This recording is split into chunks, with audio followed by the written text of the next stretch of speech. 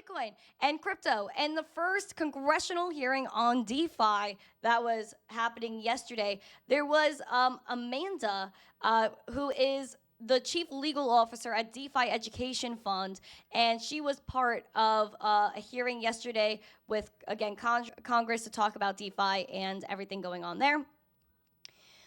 So this was Decoding DeFi, breaking down the future of decentralized finance, aimed at exploring emerging topics like tokenization and how blockchains can be used in finance.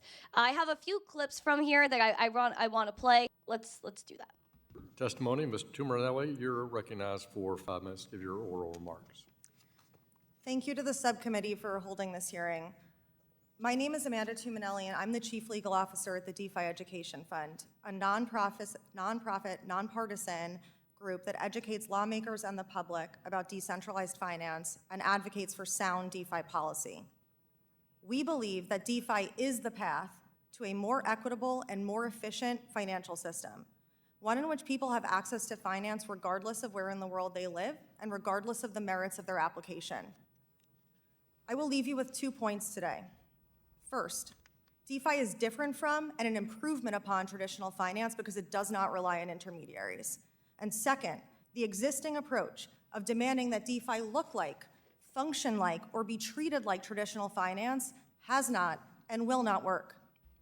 So what is DeFi and how is it different? As others have said today, DeFi enables peer-to-peer transactions in which users self-custody their assets, just like with cash.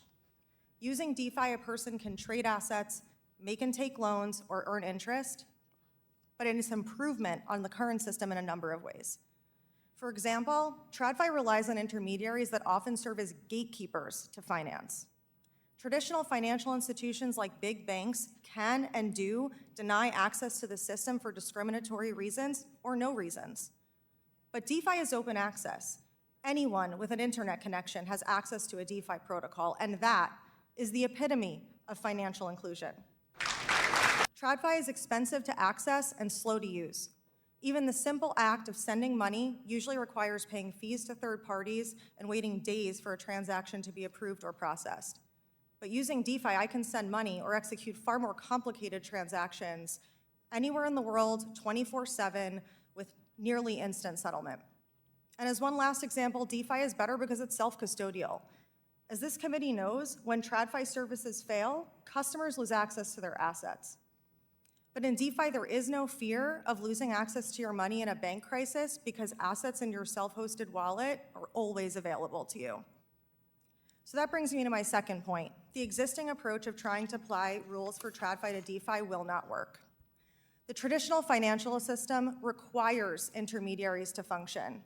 Brokers effect stock trades and clearinghouses settle transactions. And that means that we need to trust intermediaries to do their jobs reliably and honestly. And the existing rules evolve to prevent the abuse of our trust. But DeFi doesn't use intermediaries. If I want to swap 2 digital assets using a DeFi protocol, there is no broker and there is no clearinghouse. DeFi's existence, the very reason that this technology was developed, was to eliminate the need to rely on intermediaries and empower people to transact directly with their peers. Existing law assumes that there is some identifiable entity that can take possession of my funds, collect information about my transaction, and even block a trade. But that entity does not exist in DeFi. The untenable position between the law as it stands and the reality of DeFi technology has led to an increasing amount of regulatory uncertainty.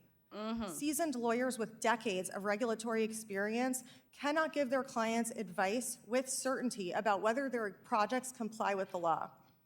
That's why judges in multiple district courts across this country have called on Congress to make new rules regarding digital assets. And this chamber has supported bipartisan efforts and signaled that the status quo is not working for DeFi and digital assets. The existing approach of trying and failing to apply existing rules to this technology has led to so much hostility to innovation that American jobs and businesses have been heading overseas. But the vast majority of DeFi developers are smart, creative people with a vision of building a better financial system, and they want to do that legally. So the US can be at the forefront of that, and create a clear path to building here, or we can let other countries pass us on the path towards our digital financial future.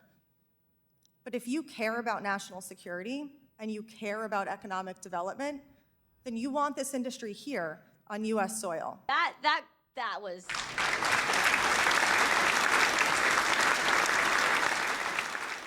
This woman, Amanda Tuminelli,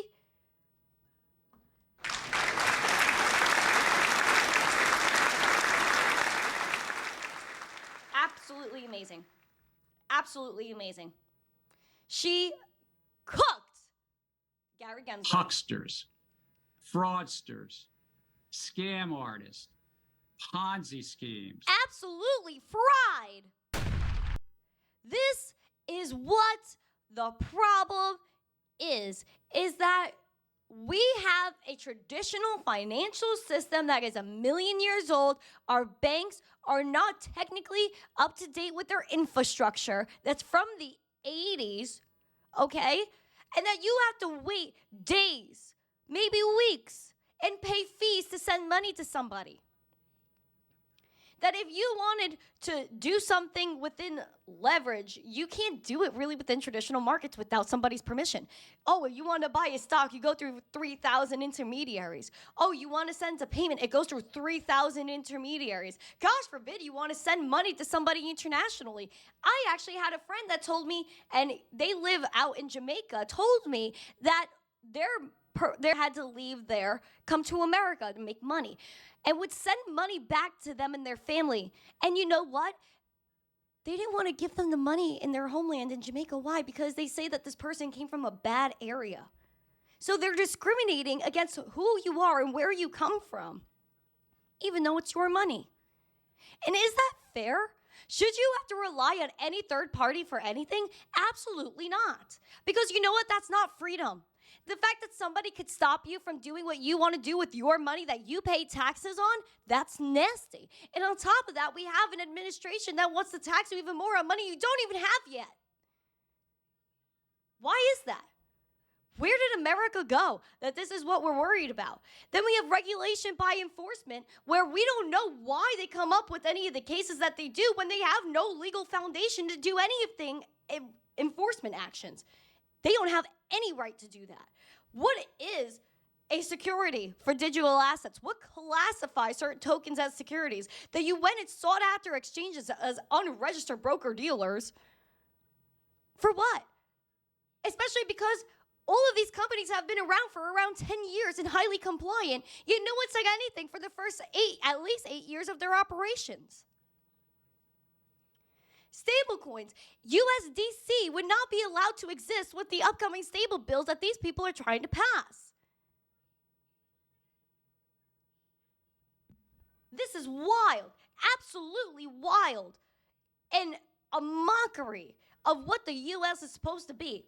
This is not freedom, having to worry about if they're going to block your transactions. That's nasty.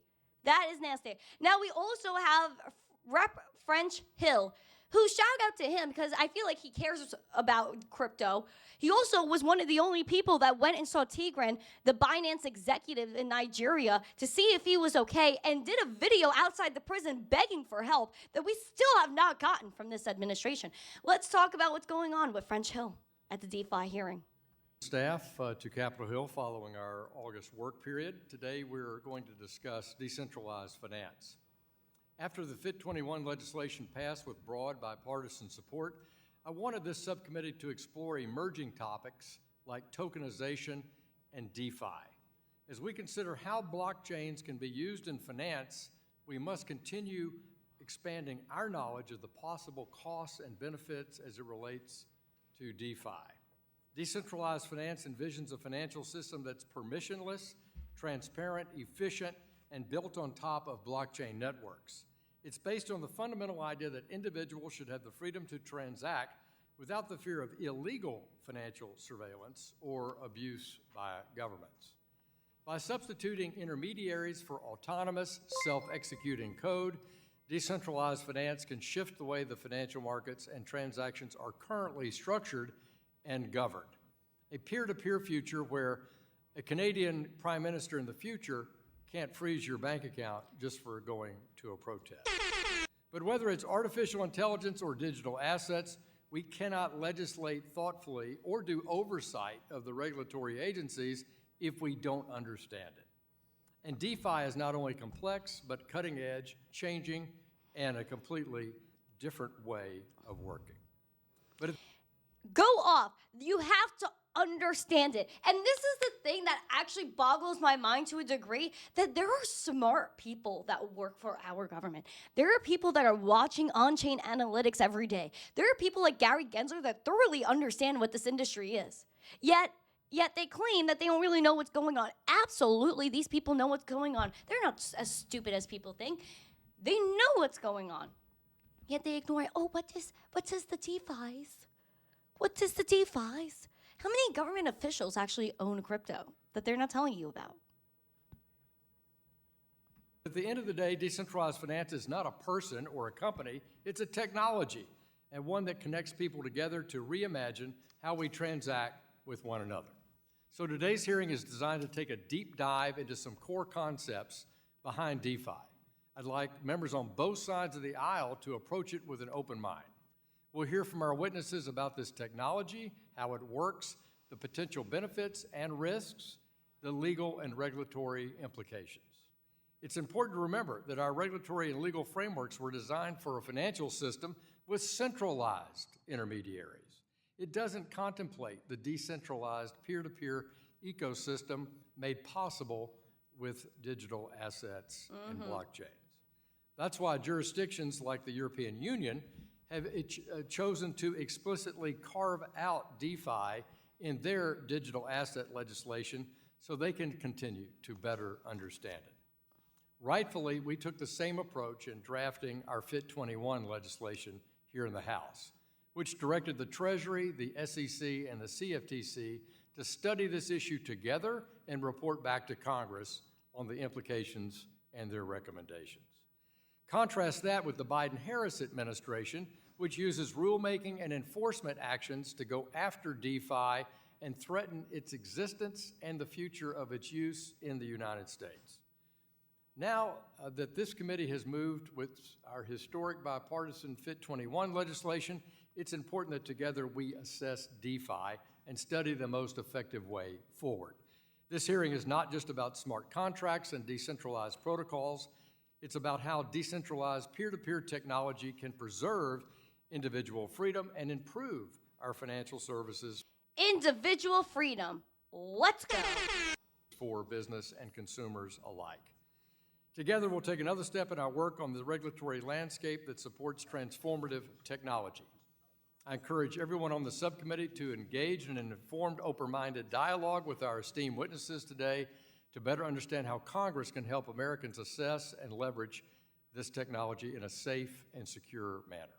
I'm grateful. Let's understand the technology. Let's understand the technologies. Yeah, and you know what?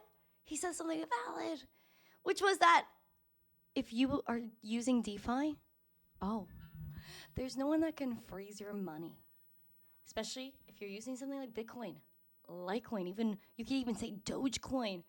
They're not going to censor your money.